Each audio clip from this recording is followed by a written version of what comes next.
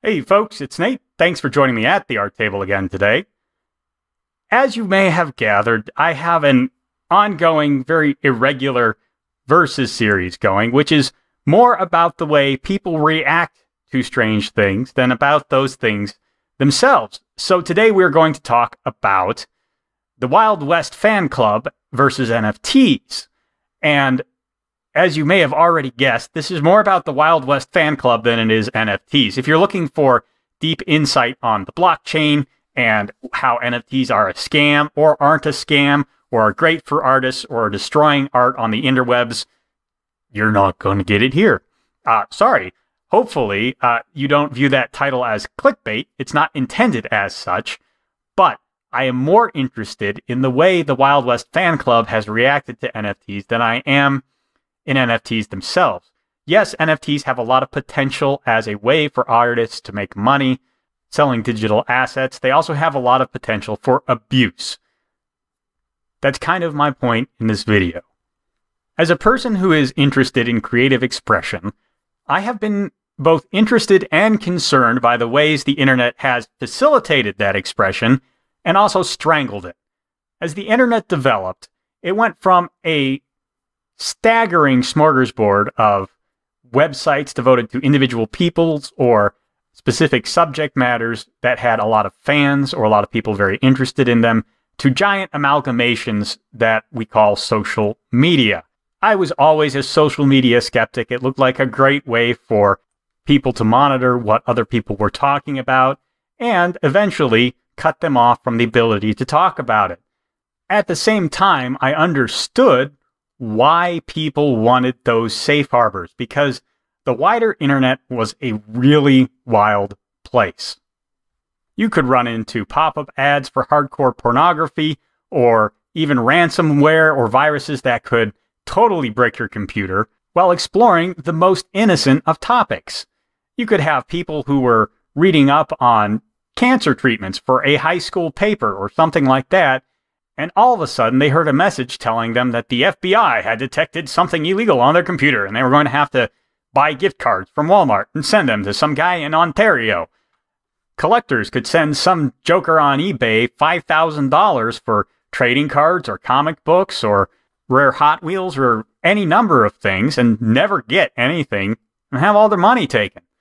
PayPal has grown into an evil behemoth to rival MasterCard in no small part because people were sick and tired of getting their money ripped off when they tried to buy something on the internet. The reality is, the Wild West internet, where anyone could go out and stake themselves a website and try and make a little cash or set up a platform where they could blog and build an audience, that disappeared and was taken over by these giant social media corporations and their lackeys, in no small part because people were tired of the viruses and the hacking and the really gross advertisements that they could see on some of those websites. That doesn't make the rise of the social media Goliath good, but it is a very understandable motivation. Of course, understandable or not, it has largely changed the internet for the worse. Anyone who now tries to stake their own claim to make their own bit faces innumerable barriers put in place by these companies. Barriers they must overcome if they want to find success, because no one will leave those safe havens and explore the nastier parts of the internet. And when I say no one, I don't mean no one. I mean very few people. There is still a Wild West of the internet out there, and NFTs are an expression of it. NFTs allow anyone to create a work of art and monetize it via the blockchain, which is a digital bookkeeping system. We'll just say that. It is a way to trade money via computer that doesn't involve banks. I can't really articulate it any more simply than that, and I'm not an expert, so I can't get into too much of the nitty-gritty details. What I can tell you is that people are going onto NFT minting sites. They are creating these NFTs in the blockchain, and everything they are making is stolen. There are claim jumpers out here in this here West. They are stealing from people. They are even killing off the livelihoods of people. And it's not ethical. It's not right. It's not legal, probably.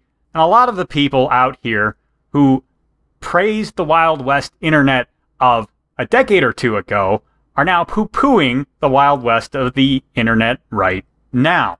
And all of these people, they seem to have forgotten that claim jumping and theft of livelihoods and theft of property and theft of lives was the way of the Wild West. Now, it probably didn't happen as much as fiction presents. In most places. Some places were actually that dangerous, but in most places, the people were so spread out, the dangers had more to do with the isolation in the wilderness than other people. The internet does not have that problem, of course, because it exists to eliminate the distance between people. So all that nastiness, all that infighting, all that theft and backstabbing is going to be a lot more common on the internet than it was in the actual Wild West. You don't have the benefit of distance. But the reality you have to keep in mind is, if you want a Wild West environment where people have that kind of freewheeling ability to do whatever they want, you have to accept that you are going to find them in new technologies like NFTs. Social media is never going to take us back to the Wild West of the internet. NFTs have that potential. And just like the Wild West days of the internet, they also have a lot of potential to rip people off, to destroy people's livelihoods, to cause them great inconvenience, and that's the risks you accept if you want the Wild West as part of your life. I'm sorry that you have to hear it. I'm sorry that it makes you upset. I'm sorry that you rail against the freedom you want when it appears. I don't think NFTs are going away anytime soon. I'm not an expert in this, but everyone seems really excited to jump on board. And if we hope to get NFTs into a good freedom-creating medium, creative individuals better get on it real fast. Because the giant cattle barons, you know, your Ubisofts, your Microsofts, your Twitters, they're all moving in. It'd be really nice if all the Wild West brainlets out there would put their lobes together and come up with some good ideas for how this technology can serve artists rather than undercut them, and get something done before the massive corporations get off their giant fat asses and take over the space. Of course, it's entirely possible those people just had nostalgia glasses on and never wanted a Wild West environment at all, which I think, unfortunately, is the closest thing to the truth. I suspect NFTs are going to be taken over by the extremely large corporations and will cease to be a technology that could potentially bring us a new frontier of commerce and exchange of artistic ideas. And a decade from now, all the people who are currently bemoaning the sanitization of social media are also going to be bemoaning the loss of NFTs as a way to innovate in art. Fat lot of good you did us. Anyway, that's all I got for you today. I hope you found something to enjoy there. If you did, there's a like button and a subscribe button down below. You can use those as you see fit.